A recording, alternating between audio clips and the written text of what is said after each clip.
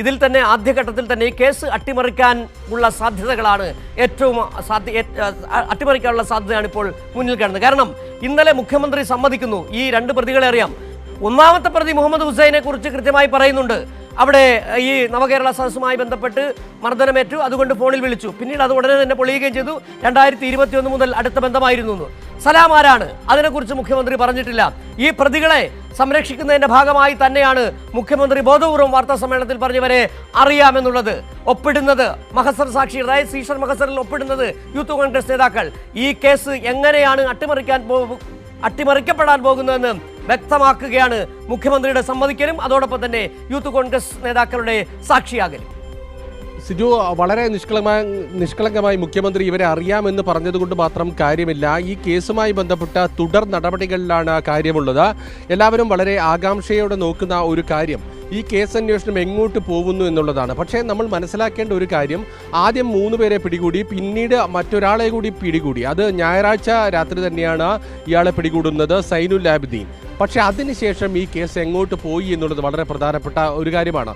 അതിനുശേഷം തിങ്കളാഴ്ച മുതൽ ഇത്രയും ദിവസം 3-4 ദിവസം കഴിയുമ്പോഴും ഈ കേസ് അന്വേഷണത്തിൽ കാര്യമായ പുരോഗതിയില്ല.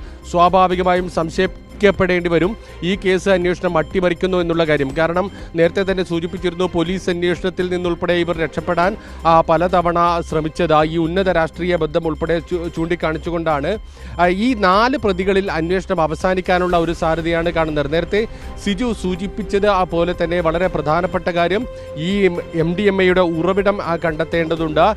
ഇവർക്ക് എവിടെ നിന്നാണ് MDMA കിട്ടുന്നത്, MDMA വാങ്ങിക്കുന്നതിന് വേണ്ടി ഇവർക്ക് 1/2 കോടി രൂപയിലധികം ഇതുവരെ ചെലവഴിച്ച പണം എവിടെ നിന്ന് കിട്ടി, അതിനുശേഷം വലിയ ലാഭത്തിൽ വിൽപ്പന നടത്തുന്ന ഈ പണമെല്ലാം എങ്ങോട്ട് പോകുന്നു എന്നുൾപ്പെടെയുള്ള കാര്യങ്ങളിൽ ഒരു വ്യക്തത വരേണ്ടതുണ്ട്. ഇടനിലക്കാരെ കണ്ടെത്തേണ്ടതുണ്ട്. ഈ ഇടനിലക്കാരിൽ നിന്നാണ് ചെറുകിട വിൽപ്പനക്കാരിലേക്ക് എത്തുന്നത്. അങ്ങനെ പലതരത്തിലുള്ള കാര്യങ്ങൾ അറിയേണ്ടതുണ്ട്. ഇതുമായി ബന്ധപ്പെട്ട കേസിൽ ഇപ്പോൾ അട്ടിമറി സാധ്യതയാണ് നിലവിൽ ഏതായാലും കാണുന്നത്. ഒരു പ്രത്യേക അന്വേഷണ സംഘം വേണമെന്നുൾപ്പെടെയുള്ള ആവശ്യമുയർത്തിക്കൊണ്ട് ശക്തമായ രീതിയിൽ മുന്നോട്ട് പോകേണ്ട ഒരു സാഹചര്യമാണുള്ളത്. കേസിൽ നിലവിൽ ഇപ്പോഴും അന്വേഷണം നടത്തുന്നത് ചന്ദേര പോലീസാണ്. ഒരു ഉന്നത പോലീസ് ഉദ്യോഗസ്ഥന് പോലും ഇതുമായി ബന്ധപ്പെട്ട അന്വേഷണത്തിന് ഒരു ചുമതല നൽകിയിട്ടില്ല എന്നുള്ളത് വളരെ സംശയകരമായ സാഹചര്യമാണ്. സിജു, ഇതിൽ നേരത്തെ സിജു സൂചിപ്പിച്ചതുപോലെ 1/2 കോടി രൂപ 4 പേരുടെ അക്കൗണ്ടുകളിലേക്ക്, കർണാടകയിലുള്ള 4 പേരുടെ അക്കൗണ്ടുകളിലേക്ക് പോയി. അത് ഒരു ഇൻസിഡന്റിൽ നൽകിയതാണ്. 2023 മുതൽ ഉള്ള ബന്ധങ്ങളെക്കുറിച്ച് കൃത്യമായി അറിയുന്നുണ്ട്. 6 ജില്ലകൾ കടന്നാണ് വന്നത്. 500 ഗ്രാം MDMA എന്നുള്ളത് ചോദ്യം ചെയ്തതിൽ നിന്നാണ് മനസ്സിലാക്കാൻ കഴിയുകയും ചെയ്തത്. പക്ഷേ 500 ഗ്രാമാണോ ഇവരുടെ കയ്യിൽ നിന്നുണ്ടായിരുന്നത്?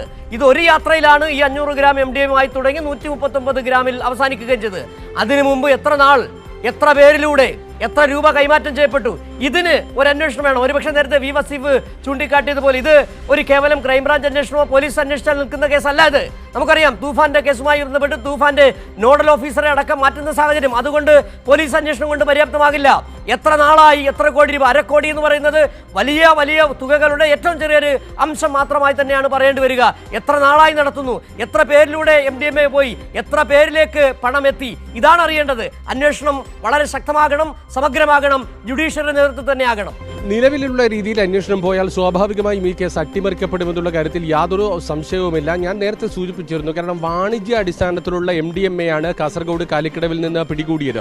140 ഗ്രാം MDMA എന്ന് പറയുമ്പോൾ സ്വാഭാവികമായും ഈ മാരക മയക്കുമരുന്ന് ഇത്രത്തോളം അളവിൽ കൈവശം വെക്കുന്നത് വാണിജ്യ അടിസ്ഥാനത്തിലുള്ള വിൽപ്പനയ്ക്ക് വേണ്ടിയാണ്.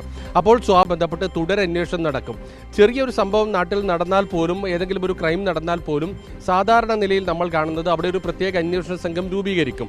ഇത്തരം കേസുകൾ അന്വേഷിച്ച് വിദഗ്ധരായ പോലീസ് ഉദ്യോഗസ്ഥരെ കൂടി ഉൾപ്പെടുത്തിക്കൊണ്ട്, വിവിധ പോലീസ് സ്റ്റേഷനുകളിലെ പോലീസ് ഉദ്യോഗസ്ഥരെ ഉൾപ്പെടുത്തിക്കൊണ്ട് ഉന്നത പോലീസ് ഉദ്യോഗസ്ഥരുടെ മേൽനോട്ടത്തിൽ ഒരു അന്വേഷണം നടക്കും. പക്ഷേ ഇവിടെ എന്താണ് സംഭവിക്കുന്നത്? ഇവിടെ സാധാരണ നിലയിൽ ആ കേസ് പിടികൂടിയ സമയത്ത് ആരാണോ അന്വേഷണം നടത്തുന്നത് ആ പോലീസ് ഉദ്യോഗസ്ഥൻ തന്നെയാണ് ഇപ്പോഴും അവിടെ അന്വേഷണം നടത്തുന്നത്. ആ പോലീസ് ഉദ്യോഗസ്ഥരെ വില കുറിച്ച് കാണുകയല്ല. അവരാണ് ഈ കേസ് പിടികൂടിയത്. ഈ 140 ഗ്രാം MDMA-യുമായി ഉന്നത രാഷ്ട്രീയ ബന്ധമുള്ള യൂത്ത് കോൺഗ്രസ് നേതാക്കളെ പിടികൂടിയത്. പക്ഷേ കേസിന്റെ വ്യാപ്തിക്കനുസരിച്ച് അന്വേഷണ സംഘം വിപുലീകരിക്കേണ്ട ഒരു സാഹചര്യമുണ്ട്. പ്രത്യേക അന്വേഷണ സംഘം രൂപീകരിക്കേണ്ടതുണ്ട്. അത്തരം ആവശ്യങ്ങളിലേക്ക് കടക്കേണ്ട ഒരു സമയമായി എന്നാണ് എനിക്കിപ്പോൾ തോന്നുന്നത്. കാരണം ഈ തിങ്കളാഴ്ചയ്ക്ക് ശേഷം ഈ കേസിൽ കാര്യമായ ഒരു പുരോഗതിയൊന്നും ഉണ്ടായിട്ടില്ല. ഇവരെ കസ്റ്റഡിയിലെടുത്ത് വിശദമായി ചോദ്യം ചെയ്യേണ്ടതുണ്ട്. അത്തരത്തിൽ കസ്റ്റഡിയിലെടുക്കണമെങ്കിൽ കോടതിയിൽ അതിനൊരു അപേക്ഷ നൽകണം. കോടതിയിൽ അപേക്ഷ നൽകുന്ന കാര്യത്തിൽ ഒരു തീരുമാനമുണ്ടായിട്ടില്ല. ഇനിയിപ്പോൾ ഈ മാസം അവസാനിക്കുന്നത് ഒരു 6-7 ദിവസമാണ് കോടതി പ്രവർത്തിക്കുന്ന ദിവസമുള്ളത്. അതിനിടയിൽ ഓണം അവധി വരുന്നു, അതോടൊപ്പം തന്നെ സ്വാതന്ത്ര്യദിനവുമായി ബന്ധപ്പെട്ട അവധി വരുന്നു. അത്തരം അവധികളിലേക്ക് കോടതി പോകും. സ്വാഭാവികമായും ഈ കസ്റ്റഡി അപേക്ഷ നൽകുന്നത് വളരെ കുറഞ്ഞ ദിവസം മാത്രമേ മുന്നിലുള്ളൂ. പക്ഷേ അത്തരം നീക്കം പോലും ഇപ്പോൾ പോലീസിന്റെ ഭാഗത്ത് നിന്നുണ്ടാകുന്നില്ല എന്നുള്ളതാണ് വളരെ സംശയം ജനിപ്പിക്കുന്ന ഒരു കാര്യം. ഏതായാലും അന്വേഷണം, ഒരു പ്രത്യേക അന്വേഷണ സംഘം രൂപീകരിക്കണം. അതോടൊപ്പം തന്നെ ജുഡീഷ്യറിയുടെ ഒരു മേൽനോട്ടത്തിൽ അന്വേഷണം നടക്കണം. ഇത്തരം ആവശ്യങ്ങളിലേക്ക് കടക്കേണ്ട ഒരു സാഹചര്യം നിലനിൽക്കുകയാണ്. അതിനുള്ള ഒരു സാഹചര്യം എന്ന് പറയുന്നത് ഇവരുടെ ഉന്നത രാഷ്ട്രീയ ബന്ധം തന്നെയാണ്.